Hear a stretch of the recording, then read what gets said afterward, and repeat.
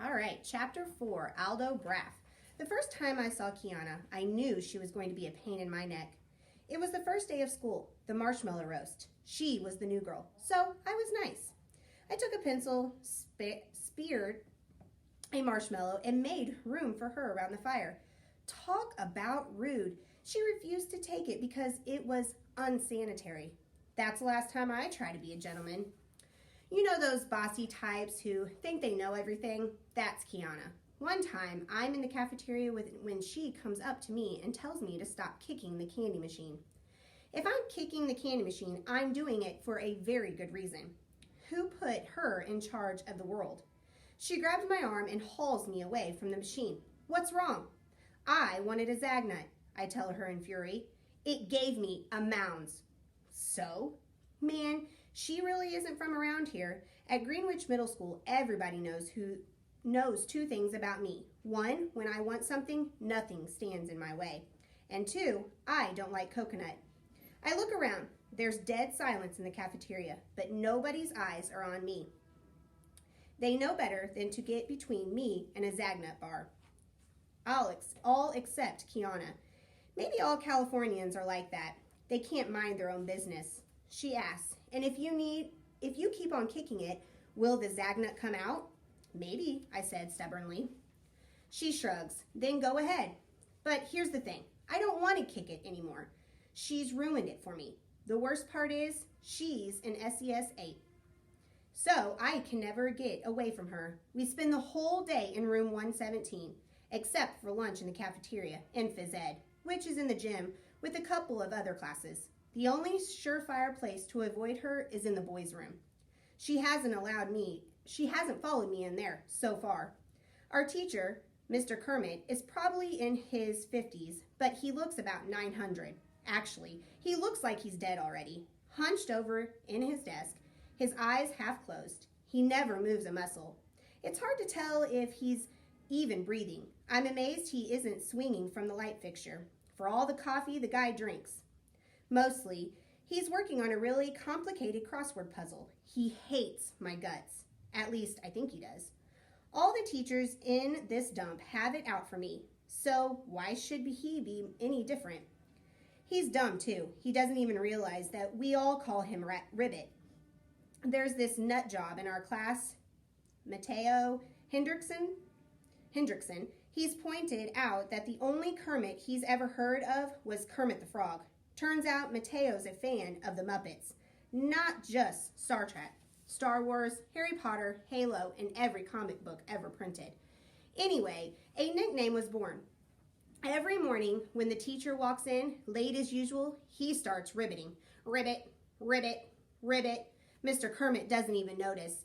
Either that or he thinks it's a compliment. As a teacher, he stinks. Not that I've had any good ones. He never gives lessons. In fact, he hardly ever speaks out loud. He just passes around these stupid worksheets all day long. Boring doesn't even begin to describe it. With a normal teacher, if you don't do the work, you get in trouble. Not Ribbit. He acts like he couldn't care less if we did the worksheets or not. I've turned in every assignment and he's never graded a single one or handed it back, Kiana complains. What's he doing with them? Maybe he's eating them, I suggested. He's weird enough. She rolls her eyes at me. She's annoying, but it's not like the other kids in SCS 8 are any better. There's Parker Elias, who has to be the dumbest person in the whole school. Remember the kid in first grade who, when he got picked to read aloud, everybody else wanted to drink bleach? Well, Parker still reads that way today, one word at a time, at the speed of molasses, sounding out every letter. This is the idiot they have a special driver's license to. Give a special driver's license to. No one is safe. There's Barnstorm Anderson, super jock. Super jerk would be more like it, but I guess he's both. He's an unstoppable running back, an amazing point guard, and a lights-out pitcher, which is why the school gives him an automatic get-out-of-jail-free card. That makes me mad. Why should scoring touchdowns mean you get special treatment? But here's the thing. Last spring, Barnstorm blew out his knee. He's on crutches now, banned from sports for a whole year. And by that time, we won't be in middle school anymore. So all the teachers have suddenly started to notice that the last time he turned in his homework assignments was never. That's the kind of person who lands in our class, like Elaine Ostrover, who sits in the back row. She has to be 6'2" and is solid as an oak tree. She hardly ever opens her mouth, but when she does, her voice comes out a low rumble, like a subwoofer. Kiana asked me about her. That's Elaine, I reply. Rhymes with pain. She frowns. Everybody says that. Rhymes with pain. What does it mean? You don't want to mess with Elaine, I advise her seriously. Last year, she headbutted this kid down the stairs because he was looking at her funny. Wiped out like 15 people. The line outside the nurse's office was stretched halfway to the cafeteria. If that's not pain, I don't know what is. Kiana checks out Elaine's head, which looks like one of those giant statues on the island from the cover of our world geography textbook. She has to register her head as a deadly weapon with the FBI, I put in. Kiana skewers me with a sharp glance, so I say. Well, not really, but she definitely tore the door off one of the bathroom stalls and used it to crush the laminating machine, I add. I mean, I wasn't there, but everybody knows it.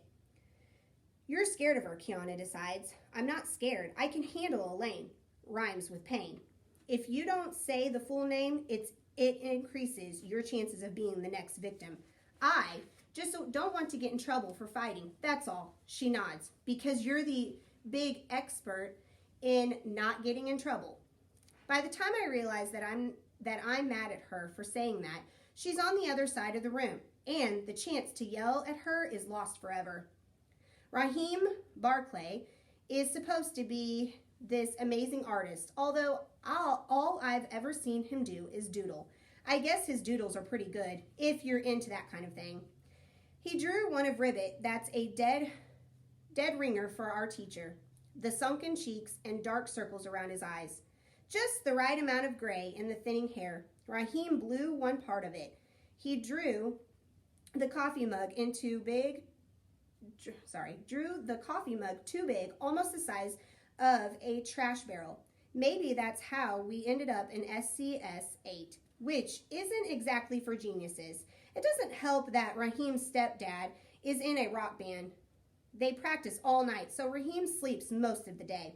One day, Mateo welcomes me to class with a whole story in this deep, throat-clearing gibberish that sounds a lot like he's trying to spit out a bug he swallowed by mistake. I don't appreciate being messed with, especially when I'm not even sure how I'm being messed with.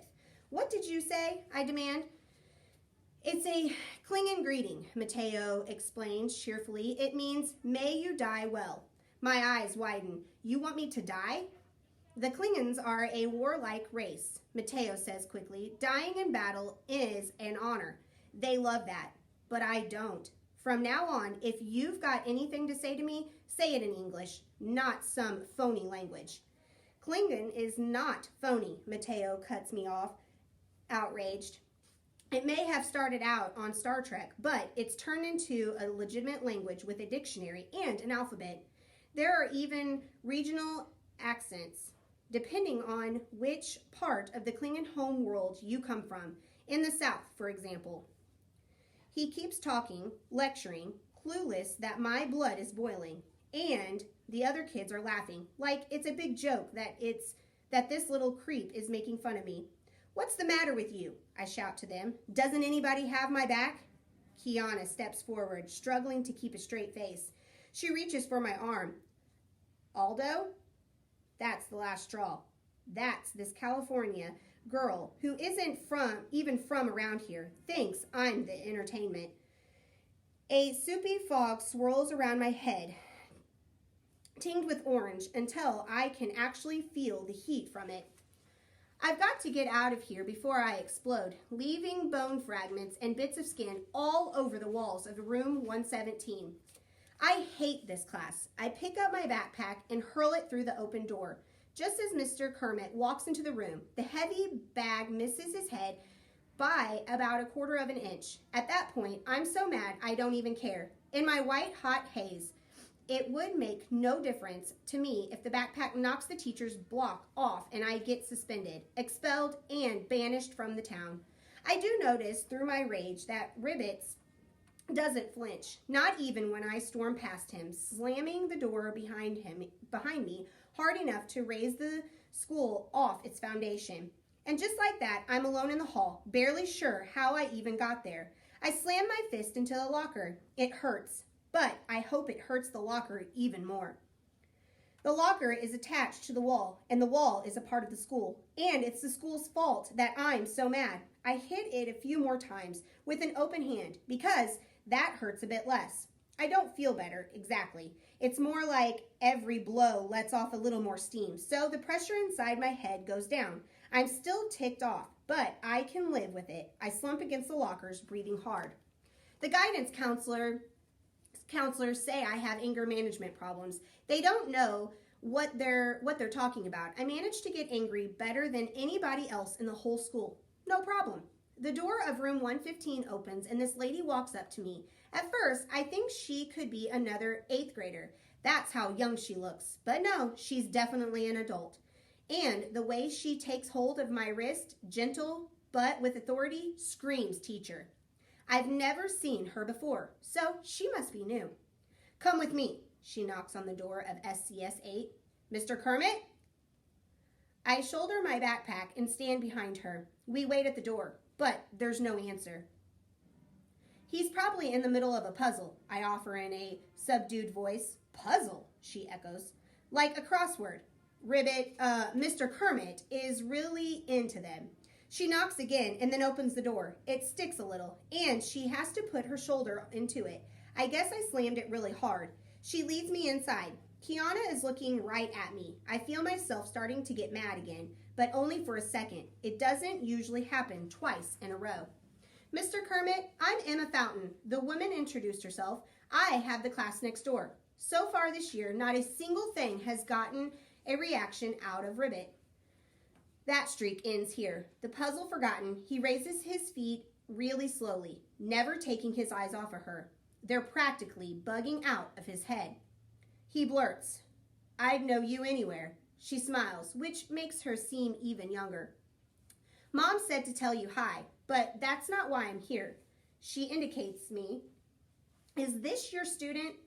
Mr. Kermit looks blank. It hits me. He doesn't have a clue, even though I nearly took his head off with my backpack 90 seconds ago. My own teacher doesn't know me from Jack the Ripper. Of course it's your student, Kiana pipes up. It's Aldo. Well, he's making a lot of noise in the hall, Miss Fountain announces. That's not being a bucket filler. Mr. Kermit goggles. A what?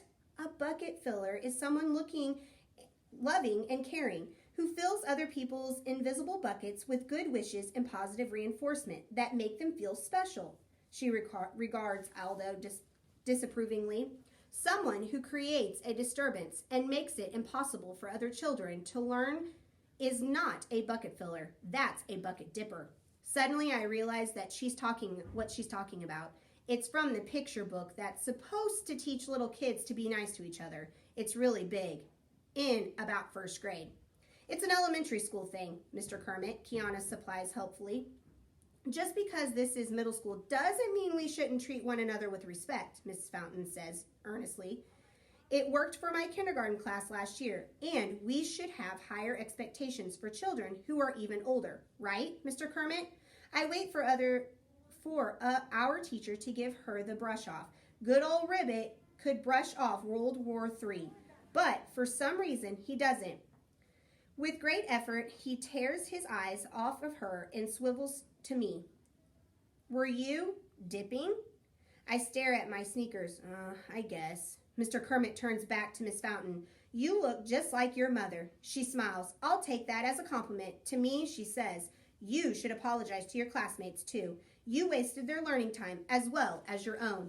Sorry, I mumble. You know about the learning time. Relax, Raheem draws. Who learns? Thank you, Mr. Kermit, Miss Fountain says uncertainly. I'll give my mother your regards. She backs out of the room, shutting the door quietly behind her. Weird lady, Barnstorm puts in, waving a crutch dismissively. All the bucket filler stuff like we're 6 years old. Hey, Mr. Kermit shoots him a sharp glance. Miss Fountain is not weird. She's a teacher. Can't she be both? Raheem wonders out loud.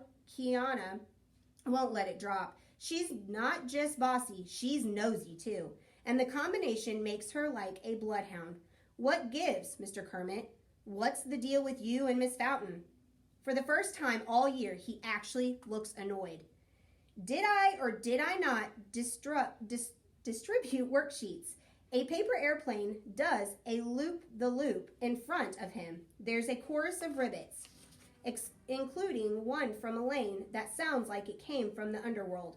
Parker chimes in. Face it, Mr. K, you've barely looked away from your puzzles since school started, but the minute she shows up, you hit the ceiling. She's your kryptonite, Mateo puts in. Kiana snaps her finger. It's her mom, right? You and Miss Fountain's mother used to be a thing? Mr. Kermit, who couldn't even be riled by a roaring bonfire in his wastebasket, picks up his crossword puzzle, rips it into a million pieces, stomps on them, and stalks out. Even though I can't stand the guy, at that moment, I actually relate to him a little bit. He may be the worst teacher in the world, but we have something in common. He has anger management problems too.